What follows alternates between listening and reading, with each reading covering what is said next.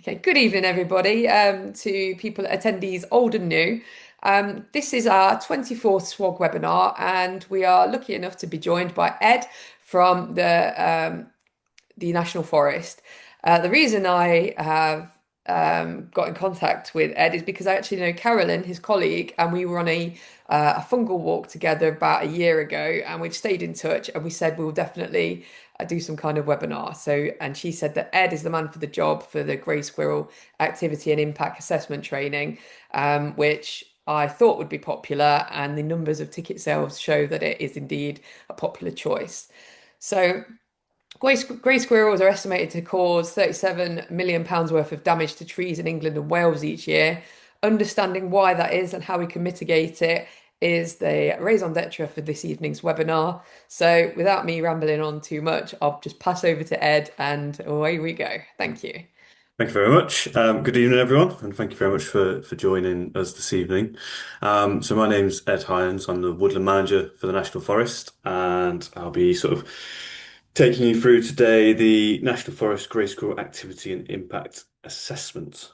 Quite a mouthful, but essentially today's sort of presentation will run through why the assessment has come to be, and then look a bit at short brief history about grey squirrels before then looking at how to complete an assessment, and then towards the end there'll be a bit of an exercise looking at how we might score it because we can't go out into the woods this evening because we're a virtual classroom today. We'll try and do the best we can online as opposed to walking around the woods, and then at the end absolutely ask any questions and we'll see what kind of discussion we can get going within the time we've got. Okay. So just very quickly, for those who don't know the National Forest, we are a 200 square mile area with a very much defined boundary, as you can see on the screen, in the Midlands. So we are sort of located between Nottingham, Leicester and Derby, with those four key towns on screen there being our urban areas. And the original sort of outline of the National Forest was to connect the remnants of the ancient Needwood Forest in the west. So you can sort of see that on here, just above Barton under Needwood. And then the Charnwood Forest in the east near Markfield. And you can see the remnants there. So back in the 1990s, tree cover was as low as 6% in the National Forest. And we've now taken that to over 25% as of 2024. So you can see there that stark change. Now, that stark change has been brought about by lots of landowners, woodland owners planting trees and creating new woodlands. Nearly 10 million trees have been planted now, and of those 10 million trees, we've got around 90% broadleaf, which is an important point for when we're looking at squirrels. Now, the landscape that we have created over the top of had been heavily scarred by industries that had gone to decline, so coal and clay extraction. And this is just a really sort of key image of what the forest areas of the forest look like, and now what they look like now. So we've got this forest landscape, woodlands, meadows, ponds, all the forest associated habitats where people can enjoy and the economy of a forest can thrive. So there's a nice visual for you. Now, moving on to squirrels, why we're all here today. So just a very quick slide about sort of where we sit for those of you who might be within the forest or outside the forest, what we're trying to achieve for squirrel action. So we can sort of break this down into three key areas at the moment, one of which is research. So we are a signatory of the UK Squirrel Accord, or UKSA, and we work very closely with the Forestry Commission and Animal Plant Health Agency and various sort of universities who look at research. Because again, we've got this defined boundary with lots of young woodlands, so we're quite a hotbed for research activity for those that want to see various things, but squirrels are very high up on that list. We typically will engage a lot with our woodland owners in the forest, so we'll host sessions like this. I'll go out and talk to landowners quite a bit, so will colleagues. So we're really sort of trying to engage as best we can on a variety of issues, but squirrels being a key one. And then within the forest, we have our own grant funding. So we have our own grant that can help fund control time, traps, and monitoring. But it is only, unfortunately, for our very defined boundary. And we'll come on to funding a little bit later on. We also put on training opportunities, a bit like today, but also in person, and on a variety of other topics as well. And then we have our volunteer network where we can connect woodland owners and landowners with grey squirrel controllers who are willing to do that work on a voluntary basis. And that can work really well as sort of like a matchmaking between landowner and volunteer. So that's just a very brief overview of why the National Forest have got this presentation today. Um, so now just dive into the history and impacts of grey squirrels. Now, some of this may be known, but it's just a good sort of a very light level baseline before we dive into the assessment method. So grey squirrels are an invasive and non-native species, and they were introduced during the late 19th century and have now been they're widespread across the UK and have outcompeted and helped spread squirrel pox through our native red squirrel population. Grey population is estimated to be around 2.7 million, but it could be higher. With a real high density per hectare, so we could be looking 2 to 8, but studies in the forest, we've seen most of our sites 5 and above, and some have been quite a bit above 8. So we, again, because of that landscape I described earlier, can struggle with grey squirrels in the forest itself. So those figures can vary from woodland to woodland and across the country as well. Um, as we'll see in a second with the sort of the distribution maps of squirrels across the country, the reds have now been pushed to Northern England pockets, Scotland, and Ireland populations, and that's come about from a decline from around 2.5 million red squirrels to now just over 250,000. So that's really the stark change between red to grey there. Okay.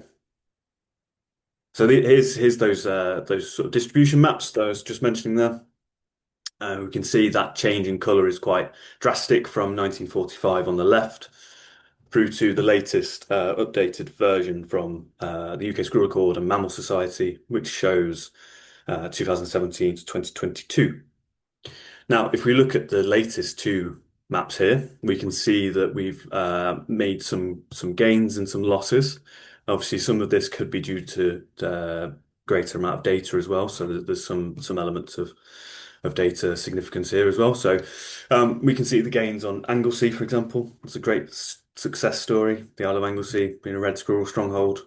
The island of Ireland, we can see the change there back in the positive direction for reds. But then, unfortunately, in the areas around Northern England and Scotland, we can see that we've now got a lot more of this mixed zone. So there's far fewer in terms of hectares of a pure red zone up there. But hopefully, if we can all come together as part of the UK Squirrel Accord and individual woodland owners network sessions like this, we should be eventually be able to turn the tide. Okay.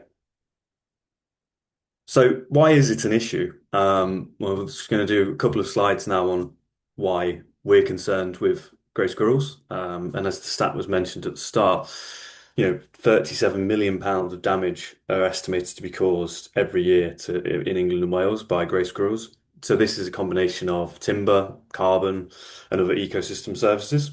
The report. Now, this figure could be higher, and I'm sure, figures over the years will eventually come out and perhaps challenge that. But it's a significant figure, and it's one that catches headlines definitely. Now, a large part of that, and an emotive part of that for many, is the impact to timber. So, in particular, this can affect broadleaf trees. So this picture here is an oak tree, and what we can see is that where the bark has been stripped around this junction, the main stem has been stripped all the way around. That's caused the growth from there to die above that point. And then during the weather patterns, sort of winter winds and storms, that will then snap out. Obviously, that can be a health and safety concern for those of you with public access. But then underneath there, what you'll tend to see lateral growth. So we've got this stress reaction lateral growth coming out. The tree will try and put up a new leader, but that leader will never have the true form or potential of what that oak could have been. Now, if that's happening to a few trees in your woodland, then we can manage that, but it can very soon accelerate across the whole woodland. And the loss of that form can really affect both, as I say, the timber, but also the carbon and the landscape benefits that you are trying to achieve. And furthermore, that can then impact the value of your woodland. So if you're looking to value that woodland for sale or for purchase, then you might be a far lower value there. But also it can impact upon landowners wanting to plant new woodlands or larger scale woodland creation of especially native broadleaf woodlands. Okay. Then we've got the impact upon wildlife. So I've already mentioned about the red squirrels being outcompeted physically. So the physically larger weight range of greys. So we're looking at greys are sort of 400 to 650 grams, compared to the reds of 150 to 350. If you've ever seen a red compared to a grey, you can sort of see the nature there and the size difference. But then more importantly, we've got squirrel pox. So the greys can spread squirrel pox, and very quickly that can spread through any sort of small pockets of red population. So in those mixed zones, that becomes a real challenge to not only reduce the impacts of damage, but also trying to safeguard and grow out these areas of red squirrels. In terms of impact on trees, so I've been mentioning about broadleaf versus conifer. Grey squirrels will cause damage on both broadleaf trees and coniferous trees. It's just typically more associated with broadleaf trees. If you are if you have pine and larch, they can be damaged. But again, from most people, they will be associated with broadleaf, of which some of the key species are on screen. Now, these key species, they tend to be, at the moment, with the loss of ash to ash dieback, some of the most key future canopy trees for timber and all of the ecosystem services, carbon, etc. So that's a really key issue. I mean, in the national forest, we will tend to rank our trees where we probably see silver birch and various willow and field maples to be damaged first. So they're sort of nice early warning stages in some way. Before then, sort of progressing onto your oak, sweet chestnut, hornbeam, sycamore, and then we don't have an awful lot of beech in the forest, but beech can also be very badly targeted. Okay, so that's just a quick run through of that. Control, again, I'm not going to be spending loads of time on control methods today. There are some very good training courses out there, including a Lantra training course, where you can learn about squirrel control further. So I would encourage you to look to find one of those if you're interested in learning more about specific control methods. Um, but as it's an invasive species, and we have no widespread predator, we do need to all consider on our individual woodlands what we can do to control squirrels. It should definitely be something within management plans or management considerations for across the country. Now, this can be formed by trapping, shooting, and potentially, as I'll briefly mention, some areas might have predator opportunities. So there's a few pictures there of traps that some may be familiar to. I've got a couple of kill traps up on the screen. We've got the live cage trap, and again, for full instruction on how to use these, I would recommend that Lantra course. The one on the top right is a good nature trap. I don't know if anyone's used that, but they are very expensive per trap. They're sort of £170 a trap. They can be very successful, and we've had good trials in the forest using these to a good degree of sort of efficacy. But lots of people can struggle. So what I would say is definitely if you're going to buy these and invest your time, do make sure that you're reading about how best to set them. And we're hoping to get a bit of a report out soon about that. Now, the benefit of that good nature is that unlike the other kill traps and the live cage traps, you do not have to check those every 24 hours. They've been designed that if a squirrel does go into the bottom of that trap there, it will be killed by the trap and then will fall to the floor and can become carrion for various animals and scavengers in the woods. So it's quite a nice, in a way, ground circle. Okay. Red squirrels, sorry, I've just seen the question. I'll just answer that now. Red squirrels do strip bark, but to a far lesser degree, again, due to the size of nature, and sort of the tendency that the aggression sort of side of it. But yes, if we start worrying if we get to a position where we have to worry about red squirrels causing too much damage, that would be a pleasant place to get to. But at the moment, no. Even in red squirrel sort of strong areas, that the damage is in between. It's not really of a great concern.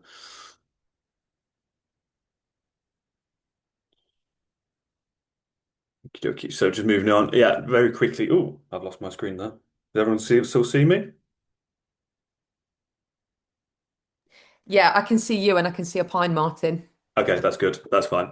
Sorry about that. So pine marten can typically be sort of touted as the sort of the key solution, the silver bullet for grey squirrel. And reintroduction programs for areas that have not got pine marten are fantastic. And when the landscape can support them, absolutely.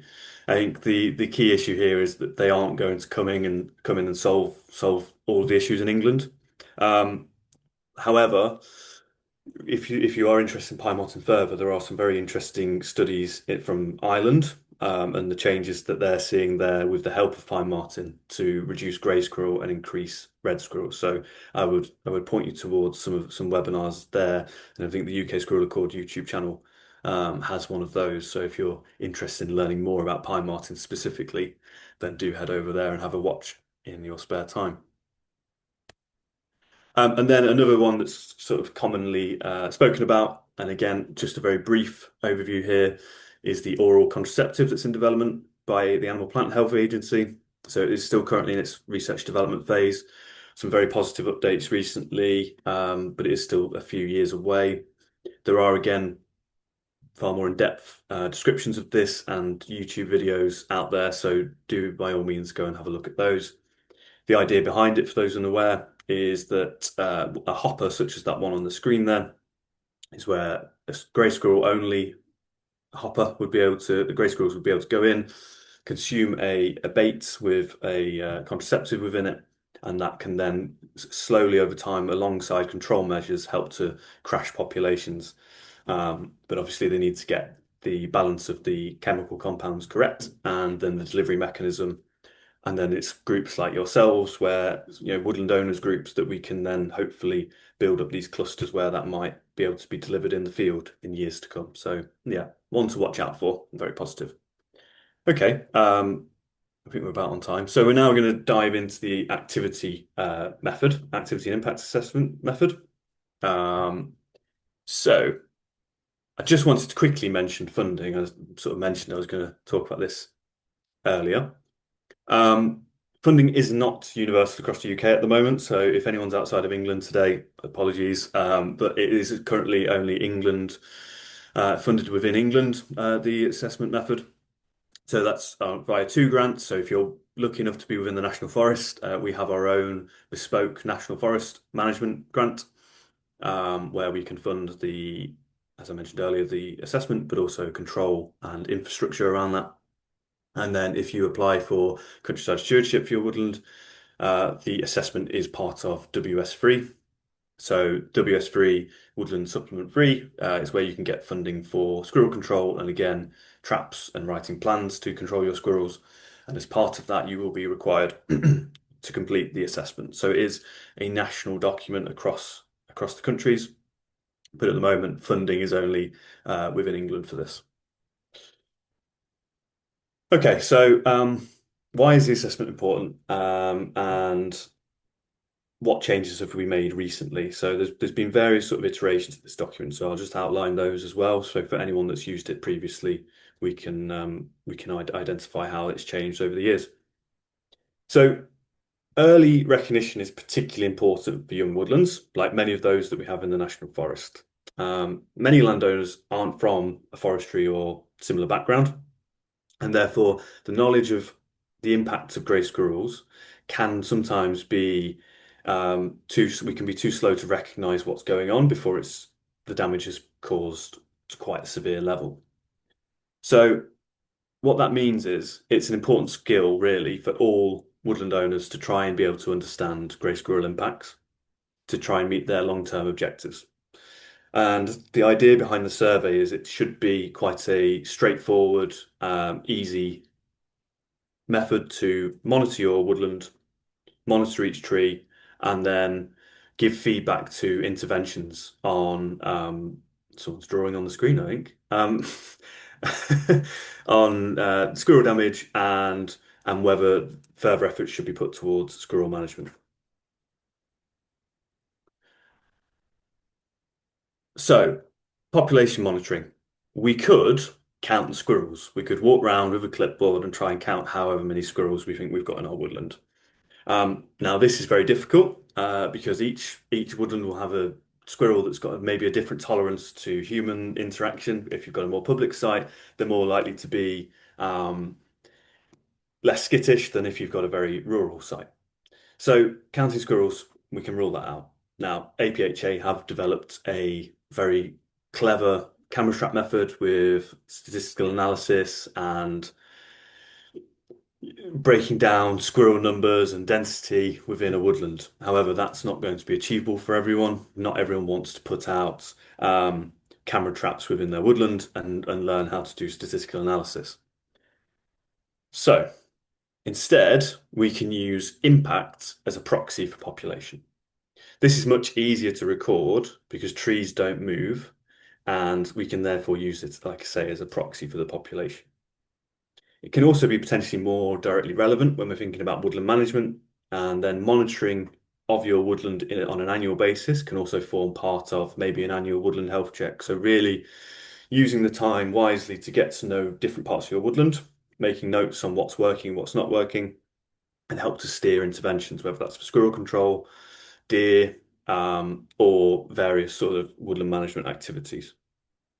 So what this means is that data can be collected regularly and it can hopefully fit in with other time commitments you have whilst you're on site.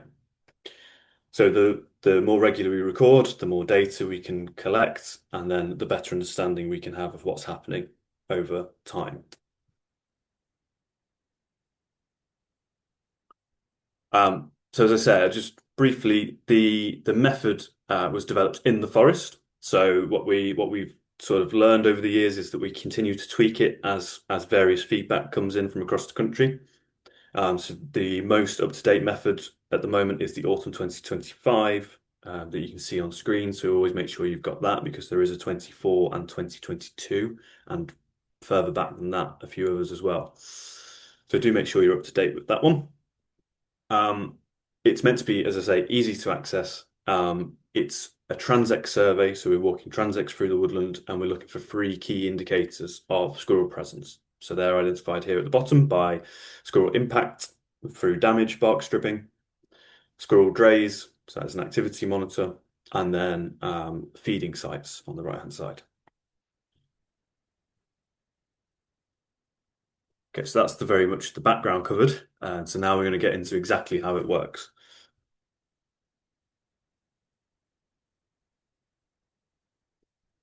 Okay, so one of the key changes I was just mentioning there is for the past few years, we've only been looking for fresh damage on the surveys. And as of 2025, under discussion with the UK Squirrel Accord and Forestry Commission, we have added cumulative damage back into the survey. Now, the survey is looking for both fresh and cumulative in separate metrics that we'll come on to later. So in terms of that, timing is very important. And it's very important that whenever you first do the survey, ideally you can keep the consistency of time of year at the same time. So why I mention this is for this image here gives a good example. So on this beech tree, we have fresh damage and we have old historic damage. Now that fresh damage is very fresh. The reason we can see that is because we've got this pink orange color, which will then weather and age as we go through the year. So if this damage had been caused in May 2025, by December 2025, that will not look that color anymore. It will be a far sort of white, pale, going sort of brown towards eventually turning up to the color on the right. So if you are going to survey in the spring, which is spring to early summer is a good window to survey because the most of the fresh damage will happen in the spring. But then also in the winter, so autumn to winter, early winter, it can be a good time to survey as well. Choose the time that works best for you and for your daily sort of or seasonal tasks. and then start to learn what fresh damage looks like throughout the woodlands and for the various species. As we'll come on to further pictures later, hopefully to make that a bit clearer. Okay, so timing is key. The next thing that's important when planning a survey is to spend some time on the first year to actually formally planning it. So what we would recommend is to complete a transect through your woodland. Now, this transect ideally will exclude internal and external ride network. So this example here on the screen is an 11-hectare woodland and has 11 triangles. So those triangles represent the stops that you are going to take through the woodland. So the survey asks you to complete one stop per hectare. So 11 hectares, 11 stops. Okay. Now, if any of you on the call today have smaller woodlands, so 3 hectares and below, we would always ask for a minimum of 3 hectares. And that just helps to actually bring out any usable data within the survey. So minimum of 3 stops, regardless of size, and then 3 hectares and above, it goes to 1 per hectare. Straight line transects aren't always going to be possible. Again, in the National Forest, the majority of our ground is flat, with no real sort of change in difficulty to access areas within the same woodland. But we have used this on, again, across the country. So it's the way that some people will do it instead of a transect, they can put a hectare grid over the woodland and randomize one stop per hectare within that grid.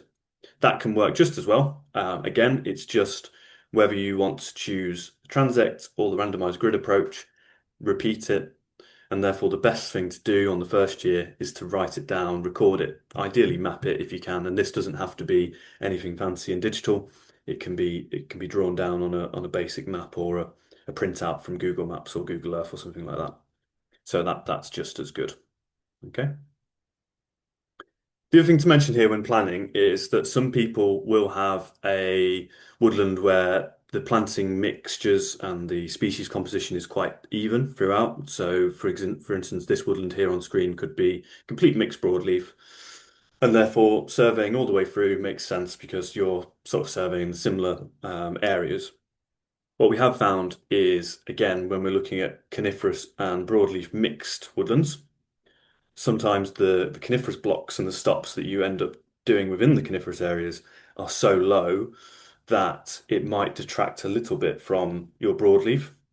So it's important again to make that decision at the start of your survey journey, whether you want to include any areas such as that, or whether you want to exclude them and put them on two separate surveys. So you might choose that it's so mixed, but with distinct planting. So you've got distinct small coops of conifer and broadleaf that you might want to separate that out into two different surveys that you do at the same time of year, but just on different days. Again, that is a surveyor's choice. And yeah, we leave that for you to choose. Okay, so that's planning. And then next up is, so what do you need? Well, you don't actually need any of the things that are mentioned on screen here. These are all very much if you wish to go a bit further.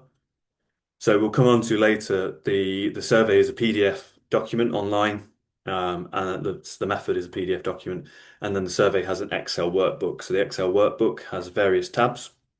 So it will do all your data for you, which is always good news.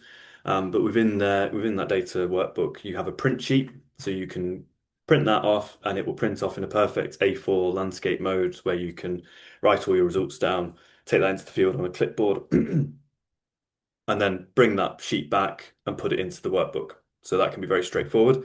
If you are someone who has a tablet computer, and you wish to take that in the woods, then you can just skip that middle sort of step, and you can be inputting straight into the data input tab in the woods. So you're saving that step when you get back. Binoculars, as shown here on screen, as your trees grow and as they become sort of out of your sight range in the canopy, you might wish to take a pair of binoculars with you so you can get a greater view into the crown. Again, if you're going to take them first year, we would recommend that you take them every year, just to keep that equipment the same. Now, the top one here mentioned is GPS. Now, GPS, it could be that you've got a an actual GPS, little handheld GPS, and you can therefore mark each stop accurately and you know exactly where to get back to. Or you might want to use what three words, so the app on that most people have on their phones now, which is very useful for sort of working out in the field and surveying. And there is a column in the data sheet to record your what three words locations. So that that's a really useful thing to do.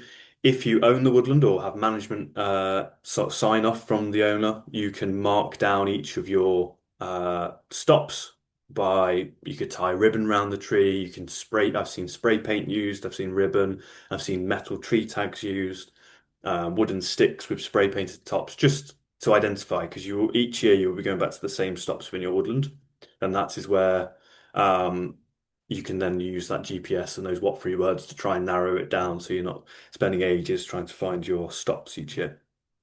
Okay. Okay, so we've looked at planning, we've looked at timing, and we've looked at equipment. So that means that now we're going to start by looking at what indicators we're looking for, and to start with is activity indicators.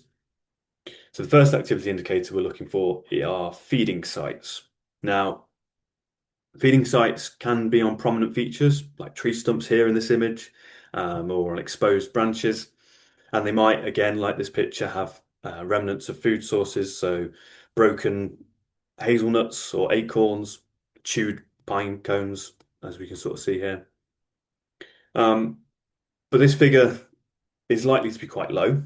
And again, similar to when you're planning your routes, if your ground cover is very difficult to get through, if you've got lots of bramble or blackthorn or scrub growth, or your site is particularly undulating, then perhaps it's not going to be very accessible and easy to achieve the 30-meter radius from your stop.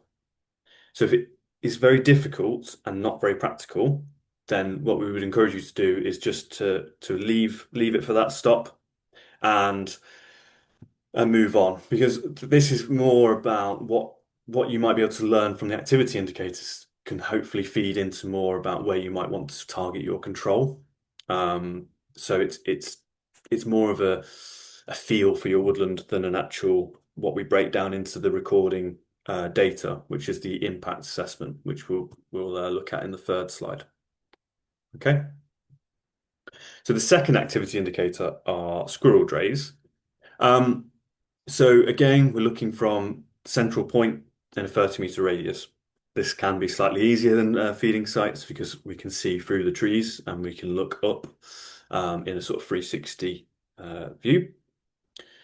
Now, for those that are unsure on drays, make sure you're only recording those that you are sure of, especially if you are potentially going to start going down the dray shooting route for your control, which can be very effective. They can be confused with birds' nests, but as it says on screen, drays will be far more woven into, so leaves and twigs will be far more woven in and quite a strong structure. They could be in the sort of crooks of branches here, or in more immature woodlands, they will be sort of at the top of towards the top of the trees where they can sort of get a good purchase. Things like poplar can be quite good for them to build drays in, and birch tend to be quite popular as well. So always look out for those with when you're looking for drays. And again, note it down each stop if you can, 30-meter distance from the standing point, how many drays you've got, and that can hopefully then lead into where you might be looking for activity. And again, it might be another area where binoculars can come in useful for spotting further away. Okay, so we are going to look at impact indicators next. But before we get into that, because we're going to look at bark stripping, just thought it's very important to look between what's the difference between squirrel and deer, especially for those areas that have high deer populations. So anything above 1.8 meters, we can safely mark down as squirrel damage.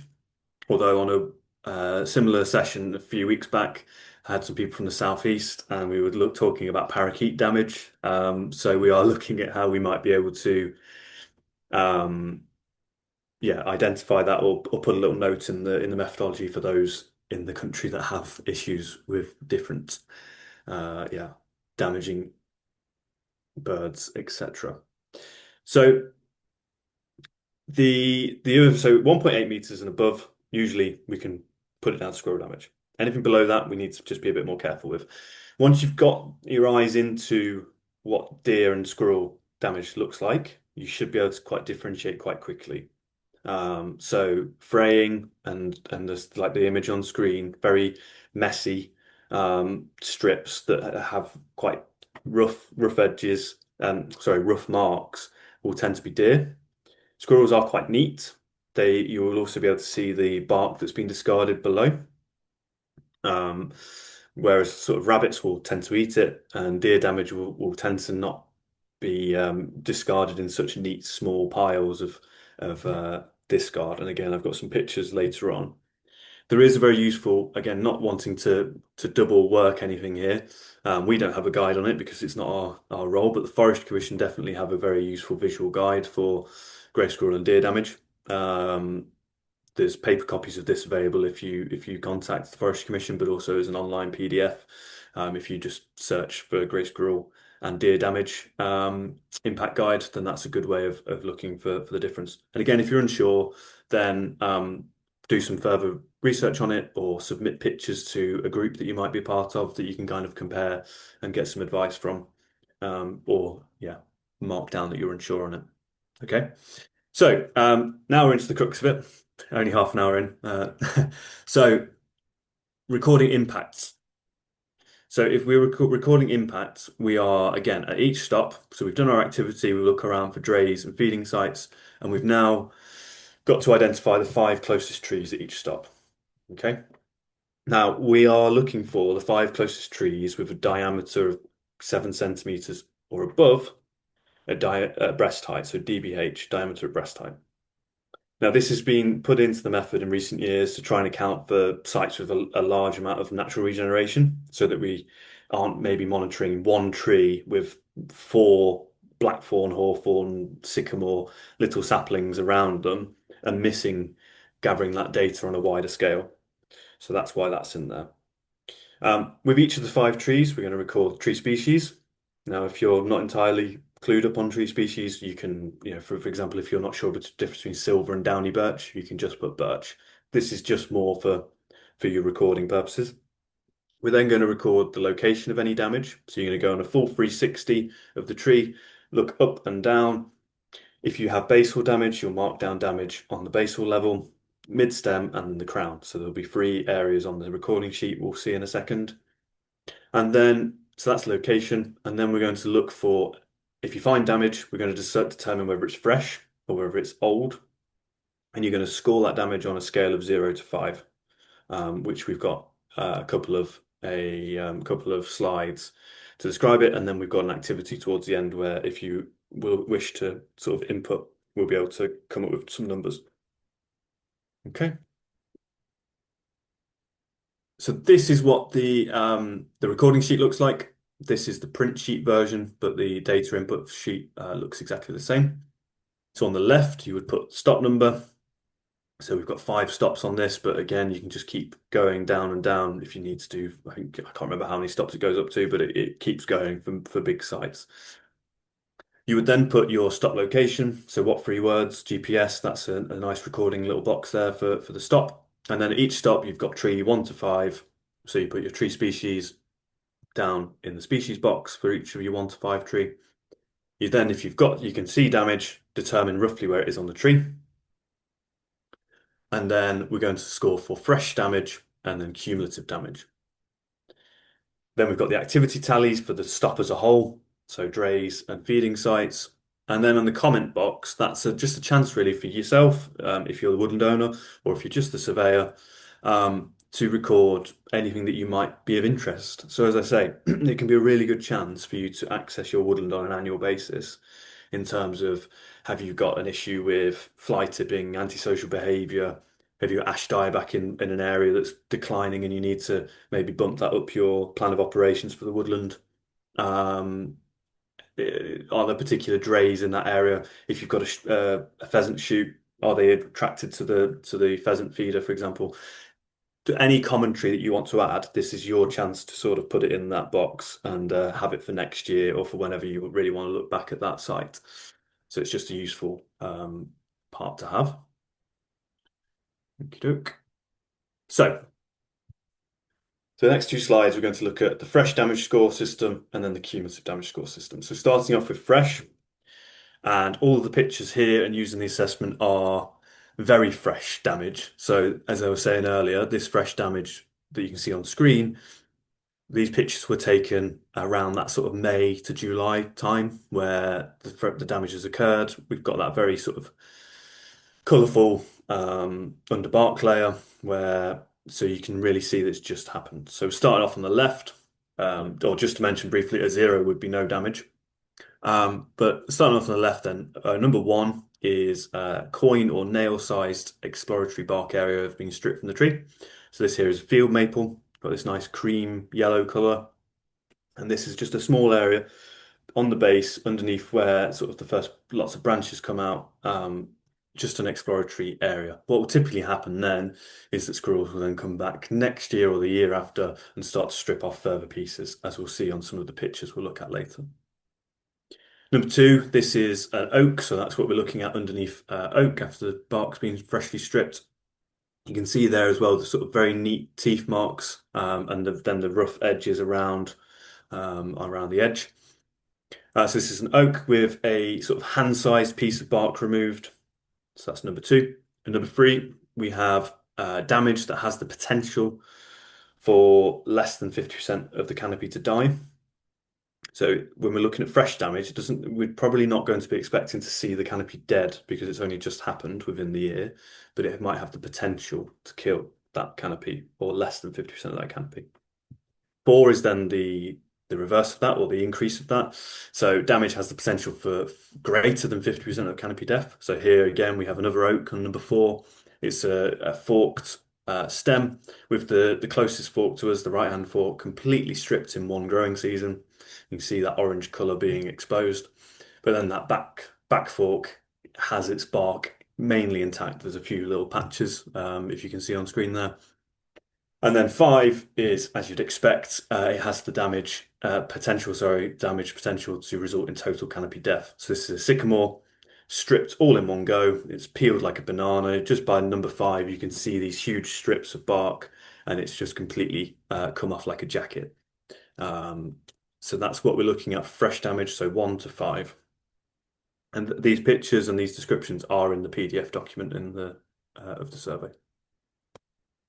Okay, so moving on to what cumulative damage looks like, and as I say, this has been added this year back into the survey. So for the last few years, we've only been looking for fresh damage because we felt that it was easiest to track over time for landowners, sort of as an entry level. You can just see that your number is either hopefully decreasing and not increasing. So we've put cumulative damage in, but we're recording them separately so that hopefully that fresh damage score can still be used as that sort of live monitor, but we also can then acknowledge historic issues on site, and that historic damage is obviously going to only really increase as years go on, but hopefully far slower. So that's the reason behind it. So we have here C2 to C5. Now, C1 is very unlikely to be spotted because if we think back to what a 1 is, a 1 is a small exploratory area. And what we can see here on C2 is a handy business card kind of showing the sizes of bit of damage. But we have some fresh damage here on the bottom of this beech tree, which probably would score a fresh 1. So you'd probably score that fresh 1, but around that at the base, you can see little patches where the tree has sort of occluded over that damage on similar scales, and then that had happened further around. Again, on these pictures, you'll be able to spot where the bark has been discarded underneath. Okay, so that's C2. So cumulative area of bark stripped results in the total damage inflicted has been a hand-sized patch.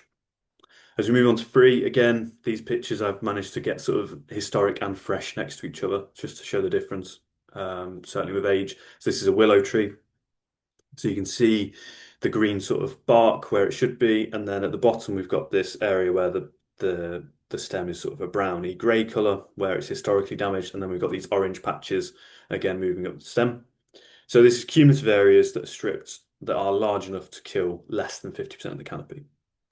Now, what you'll find when you do the survey and when you're looking at scoring is that between 2 and 3, both for fresh and cumulative, they tend to be the highest debated numbers, scores.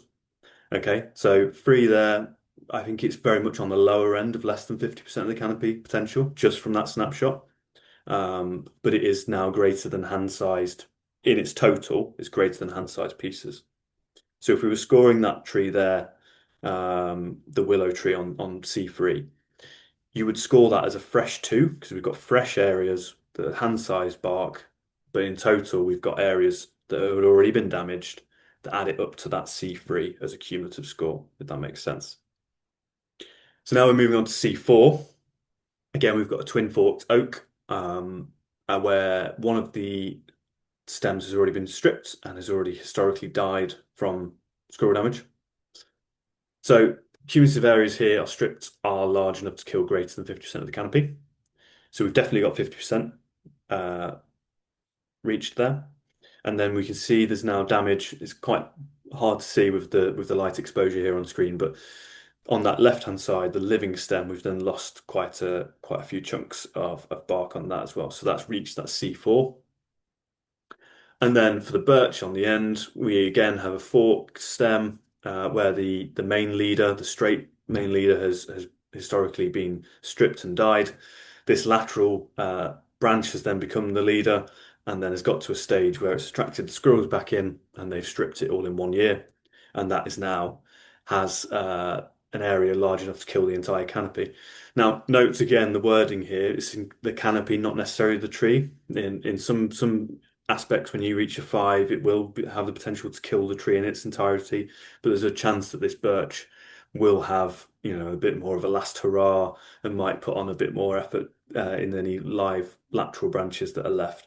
But realistically, in terms of woodland value, that is far, far gone now.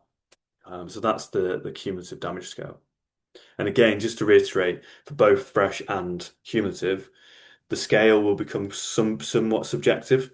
So this is important where if you think there's a fresh 2 and someone else calls it a fresh 3, so long as you get into your mind what a fresh 2 and a fresh 3 or a fresh 4 and a fresh 5 and so on and so forth, it's important that you make your own level of judgment to it and then stick to it from there. Okay. So we are now going to have a quick look through about 4 or 5 slides where we've got 2 images on each slide. And I've scored them, but I've hidden the scores to start with. So if anyone's up for putting a few comments in about what they might think they see, then we can go through that and try and work out what score it is between us. Like I say, if we were in a classroom, this is far easier, but we'll see how it goes online. So we'll start off with this slide. I'm just going to minimize my slide deck so I can see the chat. So we have a sycamore on the left, which was used earlier, so that might be a big clue. So we've got a sycamore on the left and we've got a willow on the right. So interested to see if anyone might have put in some answers. So the one on the left to start with, yeah. So we've got fives. Yeah, that's good.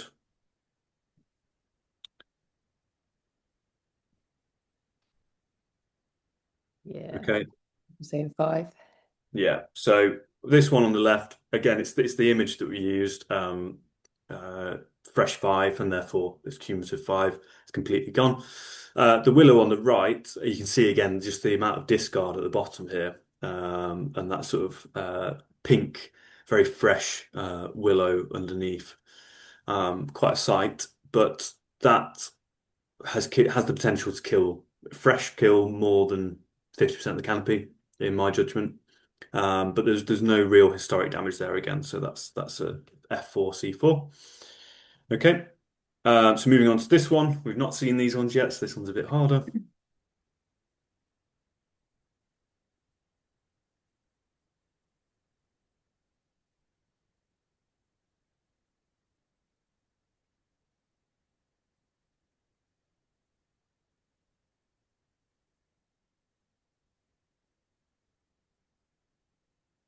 Someone saying three on the left, three,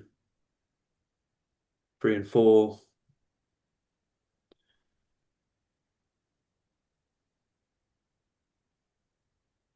Again, it's very difficult. The if we were in the woods, we could obviously do the 360. We can have a look up and down. This is very much one point perspective as well. So, um, not the easiest. Maybe need a VR headset for future. Um, okay.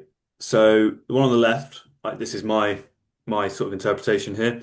I've scored it as a fresh two, but I could very much easily see it being scored as a combined three. So the fresh damage you can see very much in the foreground of the picture. But in the canopy, we've got historic damage in the oak up further up, so you can see this sort of grey black colour. Um, so it's right on that threshold sort of to go up to a cumulative three. I've decided to keep it on a two from my judgment, but again, that could be where you think that warrants a three on there. On the right, this beech tree, yeah. So relatively speaking, because of the size of the tree, that's a lot of its bark to lose in one go, in one sitting. So I'd score that a four. Okay, so moving on because we're conscious of time and all. I know you've got lots of questions in the chat, or potentially a few questions. So, the third slide here, we've got a birch that was used on again some of the material, but then we've got this oak, this open grown oak, on the left. And again, all this damage, on the left, there's no historic damage. It's just fresh, unfortunately. And you can just see off screen, it's just below as well. So the basal area is all stripped to the bottom, as well as mid stem and canopy. Um, I can't see the screen, sorry. What have we got for? Oh, there's a mix. Debbie thinks F4 left, C3 right. Someone else thinks C3, C4. I think 2, 3. I haven't committed too Okay. too much there.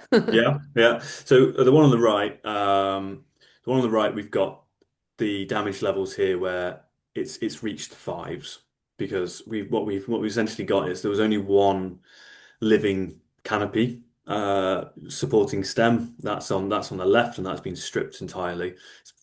Can be fairly difficult to see in this light, but that birch has now lost all its bark, and the original stem has also long since gone. The oak on the left is quite difficult to see, and it's a bit deceptive because we've got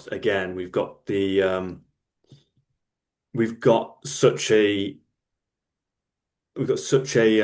canopy still, so it can look like it's surviving, but this damage had happened literally that the last week's days, whenever it had, it was very, very fresh. You can see this by the sort of the sap bleeds on the tree, and it was a particularly sorry state. I've just seen someone put around the fact that it looks like it might have lost its leader historically, potentially with that kink, but I think more so that was actually just poor form in its earlier years. This area had been coppiced, so I suspect the coppice species had overtaken it, shaded it out, and it was trying to work its way through with light. Potentially, that would be my conclusion there. Anyway, long answer, but I'll put the answer. My judgment again. It's difficult because I could see the tree in real life. Um, again, the one on the left obviously is the debate here. The whole stem has been stripped from roughly 60 centimeters above ground upwards. The whole main stem, all the way around the back. There's a few little bits hanging on, and then right at the bottom, we've got a sort of 2 inch sort of ring bark at the bottom as well. So what I would expect and what I have seen since going back to this site is that this tree has not grown any leaves this year. This was 2024, this site, tree taken in the National Forest. Most of these pictures were, unfortunately. And it kind of shows the speed of change that can happen. 2024 was a particularly bad year for whole tree strips, as we'll see in the next slide as well. I've gone pretty extreme on some of these. But this next slide is, in particular, a good example. The one on the left, this oak on the left. So just to reference that really fresh damage there on this oak, where you've got this orange, sort of golden color underneath, and then we've got oak here, fresh damage, but has started to turn into this pale white that we might more associate with slightly older fresh damage. And then we've got a willow tree on the right, which looks like it's been shredded by Tasmanian devil, not a squirrel, but it's particularly bad. So I'm sort of giving the answers maybe away there. These again are another really examples of fives.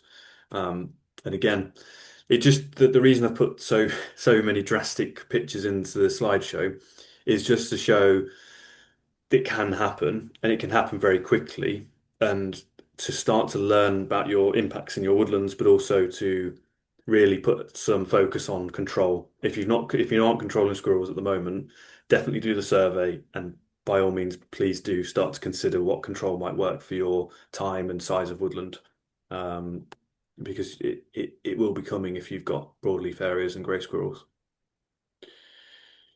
Okay, the next one, again, just because of time, I'm going to skip through here and just describe what I've put on the screen because it's a bit of a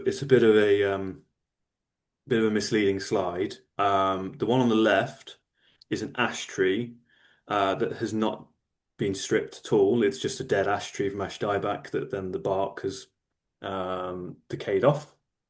But this can be when people submit their findings to me, they sometimes mark down loads of five ashes, and then when I go out, this is kind of what I see. So it's just good to be aware that's something to watch out for if you do have ash in your woodlands.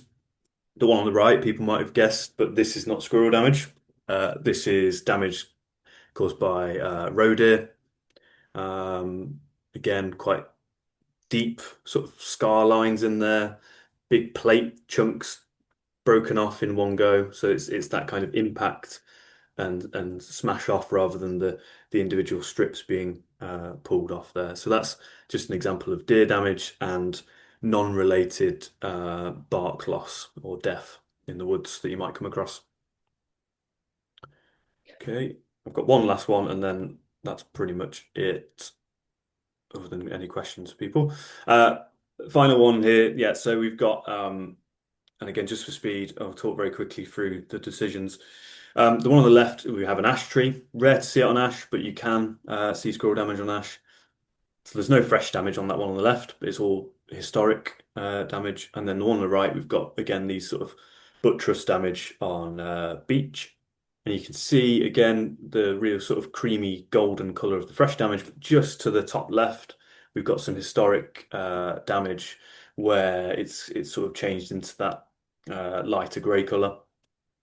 Now, we've no fresh on the left, as I say, so it's a fresh 0, but it's cumulative 2. That is hand-sized patches. It's sort of between that 2 and 3 again, but I scored it 2. The one on the right, the fresh is sort of that hand-sized patch. It's just gone above that 1 because we've got, if you look at that business card in terms of patches, there's quite a few of those in terms of that's probably a 2. But the additional historic damage, if we just take it that the picture shows everything, it wouldn't really have enough to qualify it further than that. Okay, now that was quite a quick version of that, but hopefully that kind of starts to pull into mind what you might see. Now, hopefully you're not going to see damage on that level at each of your stops, but this is a rough example of what the data input sheet might look like. So you've got the stop numbers, the location, the species, the location of damage, and then the severity of damage scores and the feeding sites. And as I can say, comments, so ash dieback, pass on to landowner. It's been a mast year, as you know, as we've seen across the country this year with a real glut of acorns and fruits. And that can then maybe feed into some of your analysis over as the years change and go forwards. So as you can see at the bottom of this screen, this is on the data input tab. So if you put your numbers in here, that data gets pulled into the do not edit tab, and then eventually pulled through onto the summary sheet, which looks at something like this. So the summary sheet, the blue boxes will auto-populate from from the information you've inputted into the data input. The green boxes are for you to complete. So woodland name, grid reference, date, surveyor, initials or name, however you want to do it. And then the most important one you need to input here is the number of stops surveyed. So here is a 7 survey, 7 stop survey, and then we've got the score. So it averages it out. We've got the cumulative damage score at 7.9, and we've got the fresh damage score at 2.7. Okay, well, what does that mean? As you'll see in the method, we will have this is what we have sort of come up with. Now, it sounds like I've just plucked this from the air, but because I've had to sort of shorten this down today, there is a section where I sort of described how this came about. It came about through various consultancies using woodlands, ground truthing, survey scores, etc. So essentially, if your damage score is a 3 or below, then the damage is low enough that it's not having a significant impact on your trees yet. Again, my overarching advice from today is start control of squirrels, monitor your damage. The impacts will be coming potentially. If you're not controlling your squirrels, they will cause impacts that will have a damage on your woodland. If it's 5 or above, then it's having that significant impact on the woodland, and the woodland health will be declining in health and tree form. So clearly here you can see that the cumulative damage score is showing that the historic damage has had a significant impact, but potentially because of your control measures in the present, your fresh damage score is at a low enough level where you're doing the right thing, keep on that level, and you should be able to, over time, reduce those drastic scores, which really have an impact. Essentially, if your fresh damage score is made up of ones and twos, then you know that they're small patches that your trees could sort of survive through. It's when you get into those threes and fours where you're losing a lot of ground there. So just quickly to summarize, we're looking for one stop per hectare of woodland to give a representative sample. So that's the 5 closest trees on each stop. And then if you can, do a 30-meter radius for activities, so that's drays and feeding stations.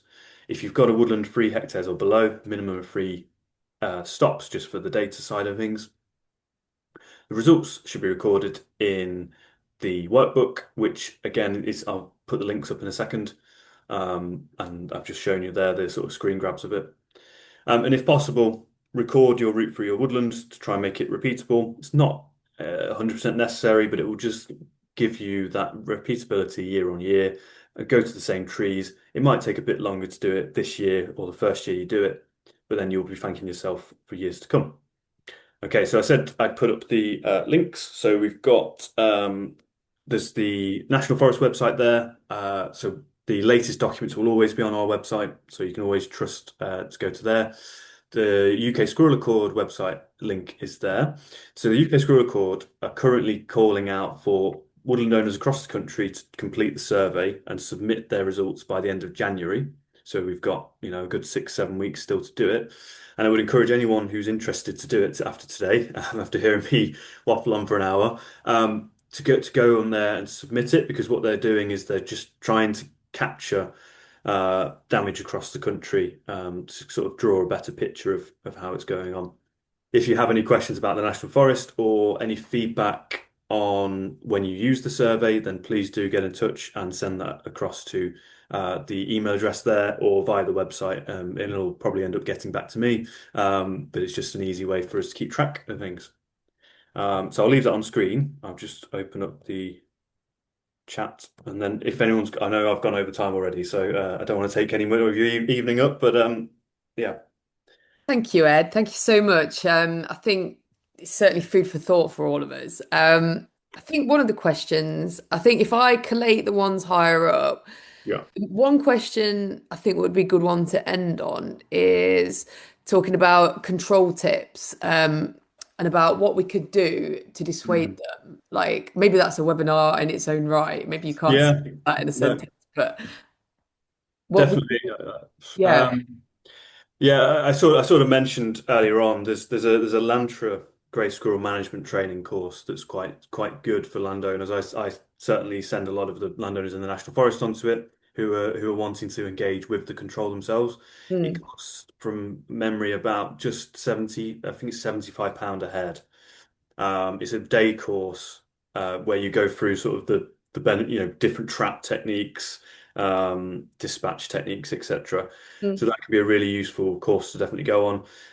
But yeah, it probably is a webinar in itself, but it's more hands-on and practical. So that's why I'd suggest doing that course, because you can get on that. And if Yeah. anyone's interested, then do get in touch, and I'll try and point you in the right direction for for a local place near you? Because obviously in the East Midlands, if you're in the East Midlands, get in touch and I can probably fit you on the next course in the new year. But not many of you probably are.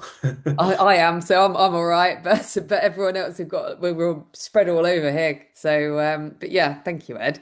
I, Um, d- I don't understand why thinning actually exacerbates the problem. I just thought when it was Okay. dense, it was Yeah. easier for the squirrels to jump around. Um, yes, but what it's sort of suggesting there is what we tend to see is after a thinning operation that so if you're sort of familiar with increment curves and yield growth, then the purpose of thinning your trees is to increase the growth of those that you leave behind. So that kickstart in that growth in the sort of following growth season essentially means that the tree's got a lot more vigor to it, and that is what can attract squirrel damage because they are going for that phloem underneath. The higher the vigor, the more associated with that is basically a very short version of the connection. Right, okay.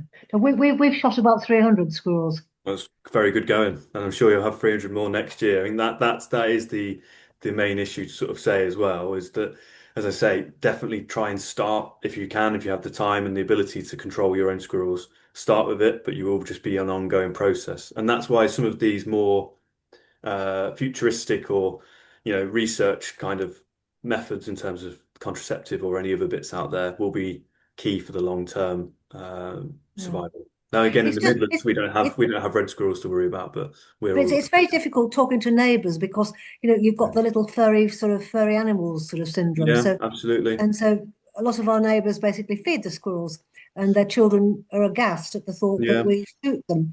I And mean, that's where the method kind of and the impact assessment can help you in that argument is we've used it in terms of in the forest where we might have areas where people want to control, but then their neighbours don't. But by sort of putting a figure on the impact it's having, that can open people's eyes to it in a way, and then they might then come on side and come on board. And again, like you say correctly, the more joined up approach you have across the landscape, the greater success rate you're going to have, and the fewer, hopefully, 300 might be 250, and there might be eventually 200, 150, etc., and decline in that sense. but it's the same with deer, isn't it? If you talk about Yeah, culling deer, absolutely. Yeah. it's Bambi being shot. Yeah, Uh, yeah, and I think it is an important point, but it's also you can understand why people have that feeling to it. Again, from the East Midlands point of view, we are very far from the coast. We aren't going to see red squirrels for a very long time. So an argument always back to me is, well, we can't change it. These are our squirrels now, and we want to keep them. But that's fair enough. But if you want woodlands and trees that are going to provide the benefits that we're aiming for, then you need to control them to reduce the impact as a minimum. And so then I hopefully, mean, do you have a program of going into schools and talking to young people about things like this? not at the moment, no. Yeah, it's a difficult topic. Of course, we're working with, we're a fairly small organization. 200 square miles is not an awful lot of land, and we own a tiny percentage within that 200 square miles. So our role has to be trying to bring people along with us. And schools could be an idea, but for the moment, it's more sessions like this and talking to landowners that we're going to get more traction. But also bringing on board some of the bigger third-party owners, so people like Forestry England. They are the national body of forestry. They're part of the Forestry Commission, so they should be leading as well. Woodland Trust, all the councils, all the wildlife trusts, if we can come together as the bigger organisations, and then it's easier to add on small woodland owners to join up those connections. It should be the bigger landowners taking the responsibility first. Obviously, everyone ideally, but yeah, where we have I those mean, issues. I'm inviting local school children into the woods to talk to them about this, Hmm. because it's really important. They're the next generation, and we've got to persuade them that this is Yeah. what we're going to do. I mean, we do have a very active forestry education program within the national forests. So we have an aim to get every school with an outdoor learning program. And I can't remember the stat. Carolyn's going to shout at me, 90%, something like that, are already active in that. So yeah, it's part of what we do. But it's easy for us to sit here and say that because we have a very specific, yeah, 90, more than 90%, thank you. We have a very specific area and target. We know our landowners because the slides at the start I was trying to sort of explain is we are a specific geographic area where the trees have all been planted in recent times. We typically know all our landowners, so we've got an advantage in that sense that we can try and create these clusters and this movement. Um, so I'm not sitting it saying it's going to be easy for people that don't have that advantage. Yeah, yeah, Thanks so much. Ed, because of time, I think if Yeah, I collate the questions and send you an email, would that be okay? yeah, absolutely. That'd be No cool. And worries. then I can disseminate it after the event. That would be Yeah, really good. Thanks so much for your time and your expertise. I think yeah. we, yeah. Thank Sorry about you. running yeah, really over. good. And I do think we got another webinar out of that about, yeah, Yeah, onward, yeah, how to reduce it. That would be really good. Thank you to everybody for posing the questions. And thanks so much for new attendees for taking a leap of faith and joining us. Hopefully, this will be the first but not last time that you join us. Just to remind you that we have a SWOG webinar coming up at the end of January, and Brown will be doing that. We're yet to finalize the details on that, but the repeat customers know that Brown is a regular here with us. Um, yeah, Ed, thank you so much. Carolyn, thanks for putting us all in touch. And I'm sure this will be the first of many because this is great because you guys are so local to me. So maybe we could even do a real life wander and yeah. film it for a Absolutely. real life webinar. I think that's a seminar. I forgot the word. So thank you so much. And Thank you. thanks everybody. Yeah, And thanks for your evening, guys. have a good Christmas and I'll see you guys in the new year. Brown, I'll be in touch. Thank you. Thanks everybody. Ta-ta.